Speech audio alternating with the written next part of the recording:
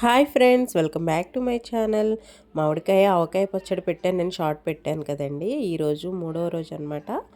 మామిడికాయ పచ్చడి పెట్టి అయితే దాన్ని ఇంకా గిన్నెల్లోంచి తీసేసి ఉప్పు అవన్నీ సరిపోయినాయో లేదో ఒకసారి టేస్ట్ చూసుకొని నిల్వ ఉండడం కోసం మనం జాడీలోకి కానీ ఏదైనా డబ్బాలోకి కానీ తీసేసుకున్నాము.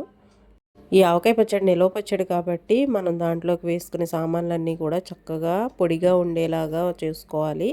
అందుకోసం మేము ఇవన్నీ కూడా ఎండలో ఆరబెట్టుకున్నాము. పచ్చడి ప్రిపేర్ చేయడానికి ముందుగా ఇలా అన్ని రకాల జాగ్రత్తలు తీసుకోవాలన్నమాట.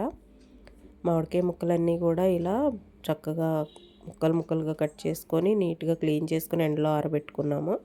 ఆ తర్వాత ఆవాలు, మెంతులు ఇవన్నీ కూడా చక్కగా దోరగా ఆవాలు ఫ్రై చేసుకోవసరం లేదు, కానీ మెంతులు కొద్దిగా ఫ్రై చేసుకొని వాటిని మిక్సీ పట్టుకొని జల్లెడ పట్టుకోవాలి. జల్లెడ పట్టుకొని ఇవన్నీ కూడా పచ్చడికి ముందుగా ప్రిపేర్ చేసుకోవాలన్నమాట.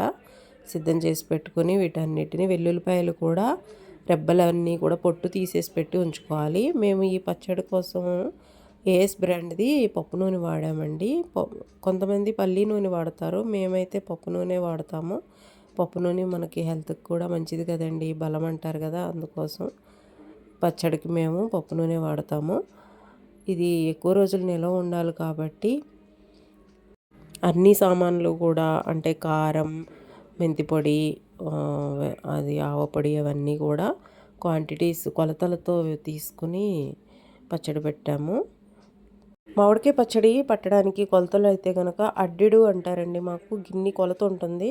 ఒక అడ్డిడికి ఒక సాల్ట్ ఉప్పు, ఒక సాల్ట్ కారం అండి. ఉప్పు కొంచెం తక్కువగానే తీసుకోవచ్చు, కావాలంటే తర్వాత అయినా వేసుకోవచ్చు. సోలతో కొలిస్తే కనుక ఒక సోల కారము, ఒక అరసోల వచ్చేసి ఆవపిండి, మెంతిపిండి ఇంకొంచెం తక్కువ, అరసోల కన్నా కొంచెం తక్కువ వేసుకోవాలి. అవన్నీ వేసుకున్న తర్వాత అందులో వెల్లుల్లి రెబ్బలు కూడా వేసుకొని ఆ తర్వాత ఇలా ముక్కల్ని నూనెలో ముంచి అటు ఇటు మొత్తం ముక్కలంతా తడవాలండి నూనెలో. అలా నూనెలో ముంచి తర్వాత మనం ఏదైతే గిన్నెలో ఇవన్నీ పొడులు వేసుకున్నామో అందులోకి ఈ ముక్కలన్నీ కూడా వేసేసి చక్కగా కలుపుకోవాలి.